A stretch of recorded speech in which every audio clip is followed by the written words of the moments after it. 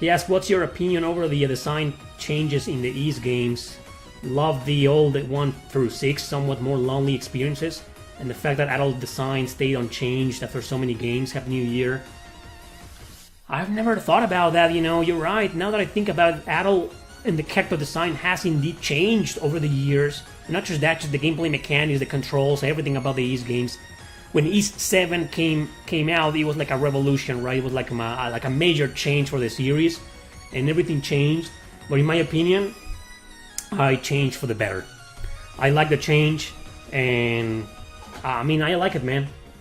I'm not trashing the old one, the old style, which was pretty good too. But I don't know, I kind of like it a little bit more now. It kind of needed it to be, right? So I have no problem. I don't have a strong opinion on that matter. I'm not really that interested in the Silent Hill 2 remake. I'm glad it's getting remade, but what about the first one, right? I know it got some kind of remake, reboot, or whatever you want to call it, on the Wii and PS2 called Shattered Memories. But what the fuck is that, man? We needed like a full remake of the first game, and Konami ignored it and went straight to the sequel. Okay, that's Konami for you, trying to redeem themselves to the fans. At least they're trying, right? We YouTubers have two big fucking problems nowadays. The regular videos, they just watch them once. They fast forward all of them, they don't even pay attention to what you're saying. They just want to see what games were included in the top 10 and that move on. We saw this coming from like a mile away a few years ago with the success of TikTok and the newer generations, 20-something-year-olds and below that, no offense to anybody, it's just that that's how things were for you. If you're that age, you didn't, I didn't grow up with YouTube. When YouTube came out, I was already 21 years old. I was in Japanese terms, I was an old man. In anime terms, I was old as fuck, right? So I didn't grow up with YouTube, but I've been on YouTube for almost 20 years, for 17 years, right? So I grew accustomed to long-form content. To be completely honest with you, I can't stand TikTok. I have nothing against it, I don't hate it, but I don't like it, I don't like watching shorts or 1 minute long videos or 30-second long videos. No, but that's what people are into nowadays, and that's greatly affecting YouTube. And everybody and their mom is gonna tell you the same. Every single YouTuber has noticed the decrease in watch time in videos over the past couple of years. And when I started making videos all the way back in, this dates back to my short films from like 11, 12 years ago. But when I started making JRPG content videos, like proper videos, like back in 2014, the watch time was still high. People were watching most of the video, right? And that has decreased considerably. Nowadays, people just fast forward. They can't stand over sitting on their asses and watching a video for like 2 minutes.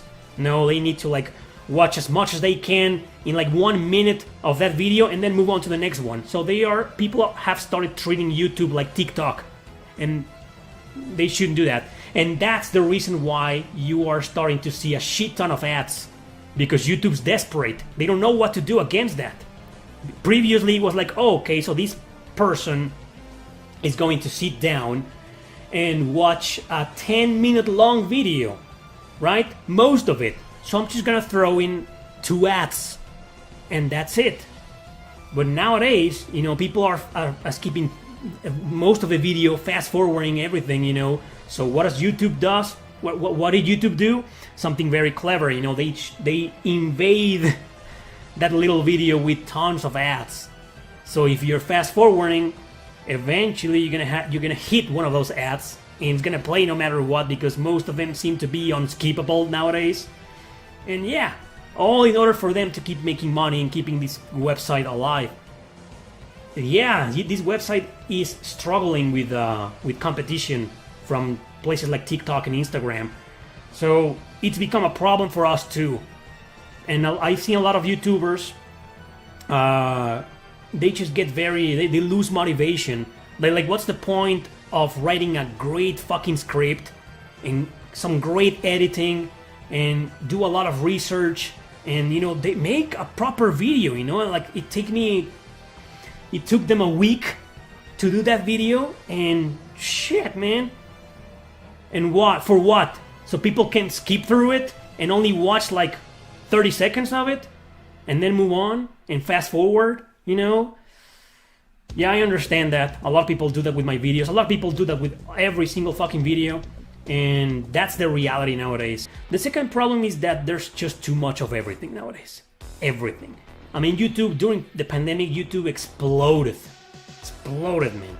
There's like 10,000 channels already. When it used to be only like 10 channels or 100 channels for one topic, now like there's like everybody and their mom is a YouTuber nowadays, a content creator. Freaking 8-year-old kids doing dancing videos for TikTok nowadays, and they're more successful than the really hot ladies. I don't know, man. So what I'm trying to say is that, man, it was like an invasion of content creators nowadays, and now in my case, there's a shit ton of channels that are making the same videos. Like, you have no idea how many times I've seen. I don't watch their videos, but they pop up in my feed. They show up in my feed every now and then, like the same top 10 best PSP JRPGs, or top 10 most owned Switch JRPGs, and like, dude, like every 2 or 3 days, it's like a different YouTuber. You're like, man, what? And there's this, man, everybody's creating JRPG videos nowadays, JRPG top 10s. It's crazy. Wow. So that's another problem, right? Because what YouTube likes to do, and this is something the website has done for many years, is that they look at a YouTuber and, okay, out of these 10 videos that this YouTuber has done, I'm gonna recommend this one. And that happened to me, back in, 2017, for example. I had a lot of videos, and all of them had like 2,000 views. 5,000 views, but there were a couple of them that had like 50,000 views. And back then, I was like, I had like 2,000 subscribers, like 3,000 subscribers, and that's it. So this is something that YouTube does every now and then for no reason. Like, he grabs a couple of random videos from total nobodies and explodes them, right? And what about the rest of the videos? Yeah, sure, everyone's got that one video with hundreds of thousands of views, and the rest of the videos are like 10,000 views. So that's YouTube for you. So I don't have a solution for that. I don't know what to do, because I don't think the website's gonna change anytime soon. But if you see the positive out of it, at least it's trying to somehow help these smaller content creators to have a bunch of videos, a bunch of successful videos, right, that will gather viewers and subscribers and whatnot. So in a sense, it's not a bad thing. Well, it's a double-edged sword, what they're doing. But the problem is that there's way too many YouTubers for everything. For microphones, for computers, for houses, for paintings, for animation, for video games, for music. I mean, it's unbelievable, unfucking believable, man. There's just, it's a plague. A huge plague of us YouTubers and content creators all around the world. Not only are the ads unskippable a lot of time, but they pop up as often as every 3-5 minutes. Yeah, man, I've noticed that, it's just, even with the short videos, where I've watched videos that are like 10 minutes long, and I get like 5 fucking interruptions throughout the video, like every minute. It's crazy. But I just explained to you why YouTube is doing that. Because TikTok is destroying YouTube. They need to do something. And I can't criticize the ads that much, because that's what puts food on my table, right? But I agree, it's just ridiculous. It's ridiculous. Ridiculous, I'm watching a 15-minute long video and I get like more ads than video. It's crazy, man. Yes, I did mean that people just speed through them, but also fast forward. Like, they just, this is what porn has done to us, to people. There's a bar, right? There's a bar, and they're like, the bar that runs all the way from left to right until the video finishes, right? the buffering bar. So people, all they do is click here and then click here and then click here and then click here. So that's like fast forwarding, right? I don't know how you call that in English, you know. They just click on different points on the video and watch like 5 seconds of each, and that's it. So in total, exactly, yeah, that's what people do with porn. They wanna get to the part that turns them on, right? So that's people are doing the same with YouTube videos and with movies and series in Netflix. They don't just click the start button and sit back and, you know, they're like, yeah, relax, let's watch through the whole thing. No, they're like, tick, tick, tick, tick, tick, tick, especially on their phones. Most people watch videos on their phone nowadays. I don't know how they do that, man. I can't watch a 5-minute long video on my phone. I can't do that, man. I watch everything on my TV or on my computer, my laptop, right? So I can have a full screen. But man, these people, that's just crazy. So they do this. Click, click, click, click, next video. And that's it. They do that. Damn, right? But anyway, nothing we can do about that. Except creating, you know, maybe someone out there is wondering, you know what, Eric? Why don't you just quit YouTube and make TikTok videos? Because I don't like them, and because I make videos for that one guy who's gonna sit through the whole video and who's gonna watch the whole video. I know nowadays that's like 1 in a million, but if you're that one guy, thank you, that one guy, for being that one guy. Well, I've been on YouTube since 2007, since 07. But I was just using the platform as another website to upload my music. My shit was MySpace back in the day. And YouTube was like something extra, like, I'll just upload my song in this new website called YouTube. Yeah, just put it there. That's what I did. And then in 2010, man, 13 years ago, I made a top 50. You see, my first JRPG content was music. Made a top 50 best town themes, best RPG town themes. Separately. It wasn't just one video, it was like 50 videos. Well, they weren't videos, they were just the songs, right? And a screenshot of the game in there. And that's it. Wow. So see, those music compilation videos that I do, they are important for my channel, man. That's the first content that I created, the first RPG, the first video game content I created for this channel in 2010. Rumble seems to be the only free speech platform. For now. Twitch too, you know. Well, Twitch, if you go hardcore, yeah, they fuck you up. But Twitch, I feel like unless you're like, you have like thousands and thousands of viewers and subscribers, they don't give a shit about what you play or what you showcase, unless that game is on the blacklist. They have a blacklist of games you can't play. But I don't know, I've been streaming on Twitch. I did a full playthrough of a game called Mirror 2. It's kinky as hell. It's like, wow, man, it should be banned, and it isn't, and nothing happened to me. But probably because I only get like 10 viewers or 5 viewers per stream. They don't give a shit. And I've gotten away saying a lot of things in my streams. Worse than what I say here on YouTube. And same. But like I said, I think it's probably because of that. I think in Twitch you need to be like kind of big, you know, in order for the woke, the censorship hammer to fall upon you, right? And by free speech, I mean you can criticize the left on like everywhere else. Yeah, well, I criticize both.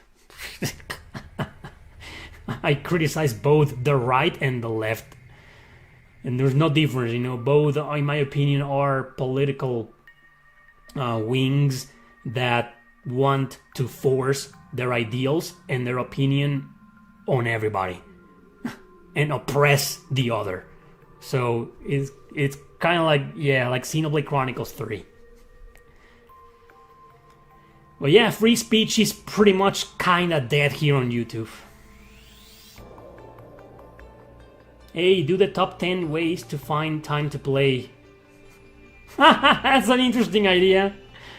Top 10 ways to play your long as hell RPGs.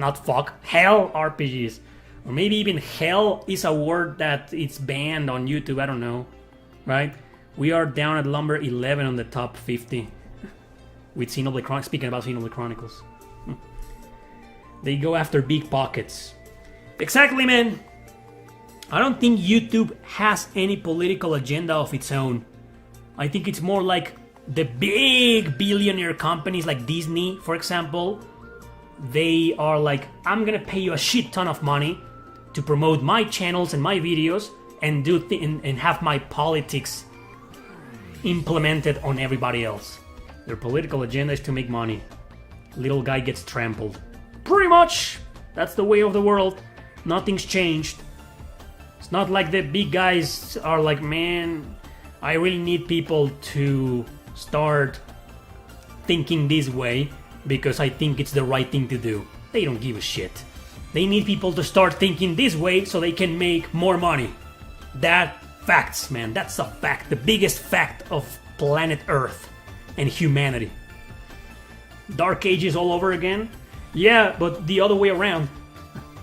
Well, history repeats itself, right? Over and over again. The oppressed become the oppressors. I mean, didn't Hitler did everything he did because he and his people felt oppressed?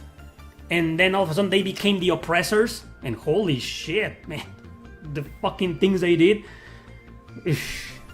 Well, don't worry, I don't think the left is ever gonna do that. Hopefully not. Imagine killing every straight white person in the world. Thank God I'm not white. I look white, but I'm not. I'm Mexican. My parents are Mexican. My grandparents are Mexican. So I'm protected by the left wing, even though I criticize it a lot. It's all free speech until you offend the wrong person. That's been there since...